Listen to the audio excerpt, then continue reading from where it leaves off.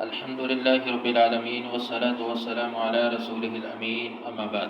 آج کے سبق میں اللہ رب العزت نے ایک مثال بیان کی ہے کہ جس پر کفار نے اعتراض کی۔ ان اللہ، بے شک اللہ تعالی، لا یستحی، لا نہیں، یستحی شرمتا، ان اللہ لا یستحی، بے شک اللہ تعالی نہیں شرمتا۔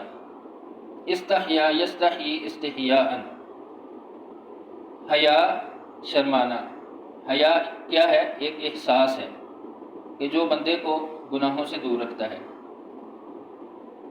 تو ان اللہ لا یستحی، کہ اللہ تعالیٰ نہیں شرماتا، ان یضرب، ان یہ کہ یضرب وہ بیان کرے، مثلا مثال۔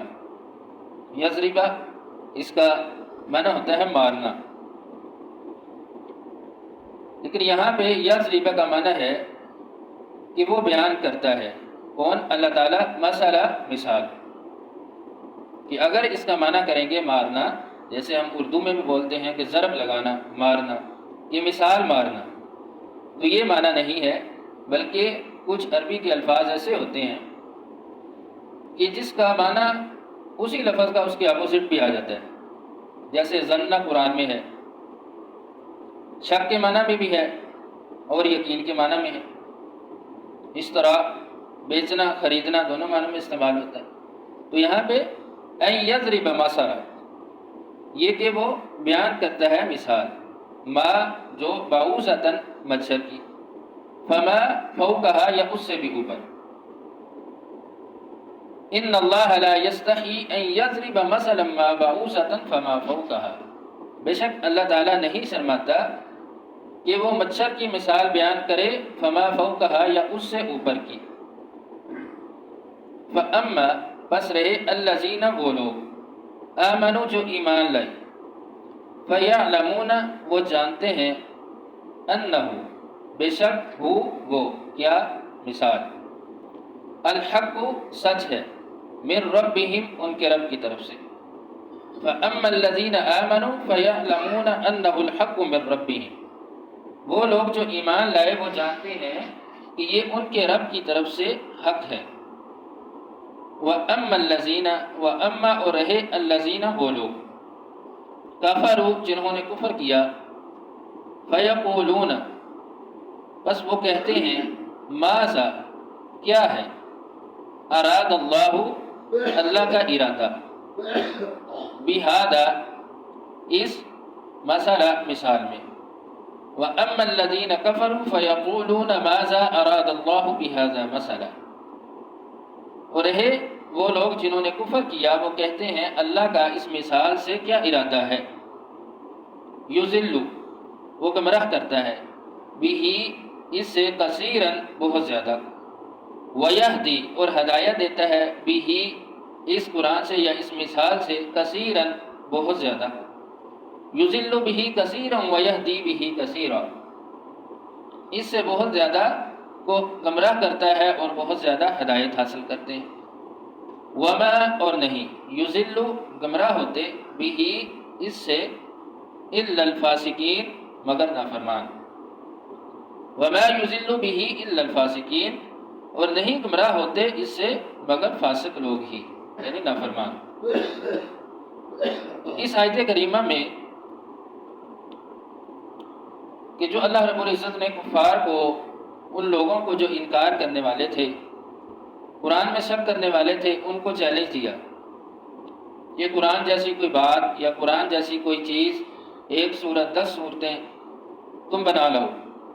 تو جب وہ اس چیلنج کو پورا نہ کر سکے تو پھر انہوں نے ایک اور اعتراض کر دیا، وہ اعتراض کہ ان اللہ لا یستحی ان یضرب مثلا ما بعوضۃ فما فوقہا، کہ وہ اعتراض کہ اللہ تعالیٰ نے اس قدر حقیر چیز کا اپنے کلام میں کیسے ذکر کر دیا، وہ تو مالک الملک ہے، بہت بڑا ہے، اور اس کا کلام، اور اس میں اتنی حقیر اور چھوٹی چیز کا ذکر، اور اس کے ساتھ مثال بیان کی گئی ہے۔ مثال کہ فما فوقہا، فوقہ کا معنی ہوتا ہے اوپر، تحتا کہتے ہیں نیچے کو، لیکن فوقہ یہ اپنے دوسرے معنی کے لیے بھی استعمال ہوتا ہے، اس کے اپوزٹ بھی آ جاتا ہے۔ کہ بعوضۃ فما فوقہا، کہ مچھر یا اس سے اوپر اس سے بڑی مثال، جیسے قرآن میں مکھی کی اللہ نے مثال بیان کی ہے، یا فوقہا کہ مچھر سے بھی حقیر، اس سے بھی اوپر کی یعنی چھوٹی چیز کی مثال بیان کرنے میں اللہ تعالیٰ نہیں شرماتا۔ یہاں تک مثال جس چیز کی دی جا رہی ہے اور جس کے ساتھ دی گئی ہے وہ چیز دیکھی جائے گی، کیا مشابہت جو دی گئی ہے وہ درست ہے، تو وہ بالکل حق ہے اور سچ ہے۔ جیسے اللہ تعالیٰ نے مکھی کی مثال دیتے ہوئے کہا کہ جن کو تم اللہ کے علاوہ معبود بناتے ہو وہ ایک مکھی نہیں بنا سکتے، ایک مکھی جو تم سے کچھ چھین کر لے جائے اس کو واپس نہیں لا سکتے۔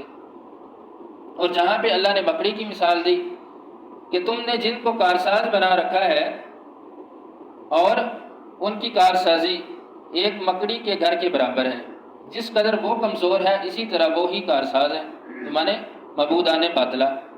تو یہاں پر ان کی کمزوری بے بسی کو واضح کیا گیا، تو انہوں نے یہ نہیں دیکھا کہ ہم مثال دیکھیں کہ جو مثال بیان کی گئی ہے اس سے کچھ سمجھیں۔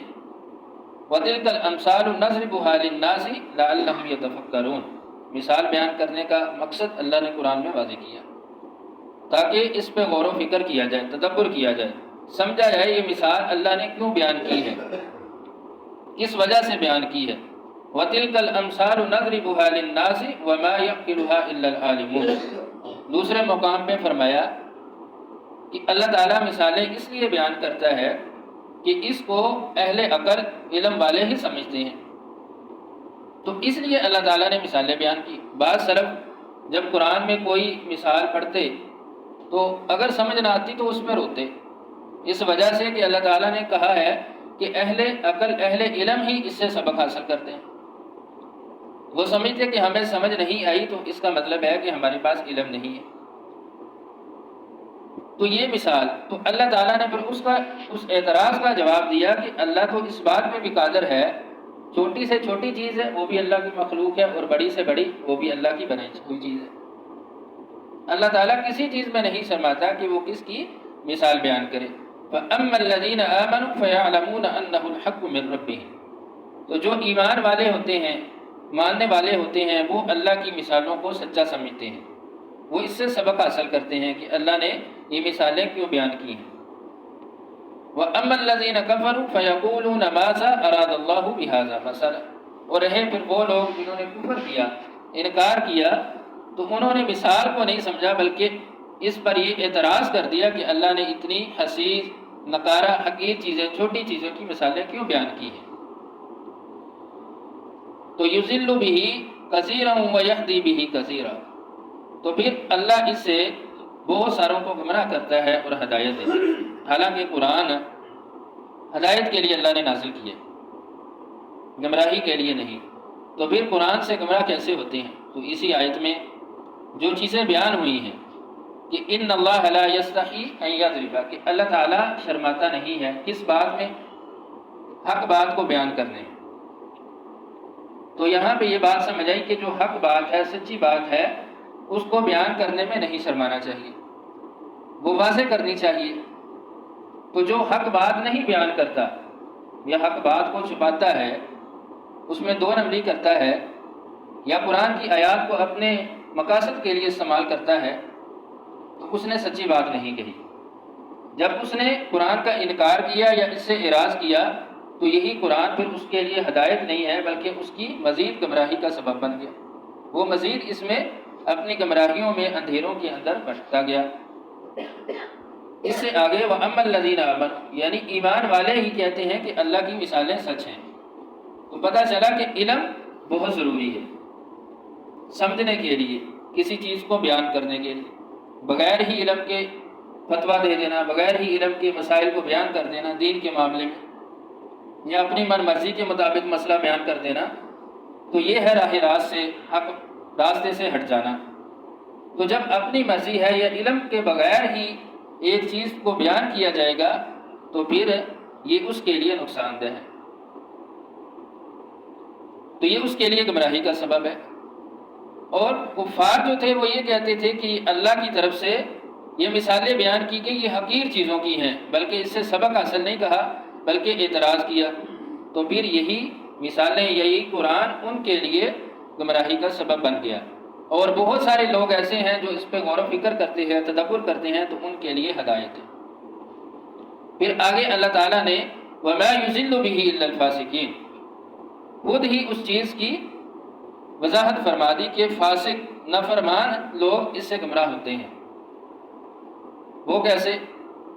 فاسقین، فسوق کہتے ہیں کہ کسی چیز کا اپنی اصل سے نکل جانا، یعنی دانے کا چھلکے سے باہر نکل جانا۔ تو فاسق نافرمان وہ بھی اپنی اصل سے باہر نکل جاتا ہے۔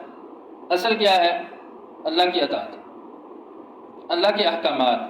جب اس نے اپنی اصل کو چھوڑا، اصل سے باہر نکل گیا، تو یہی چیز اس کے لیے گمراہی کا سبب بن گئی۔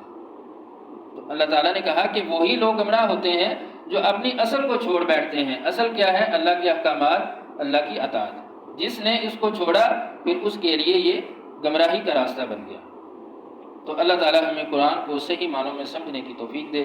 وآخر دعوانا ان الحمد للہ۔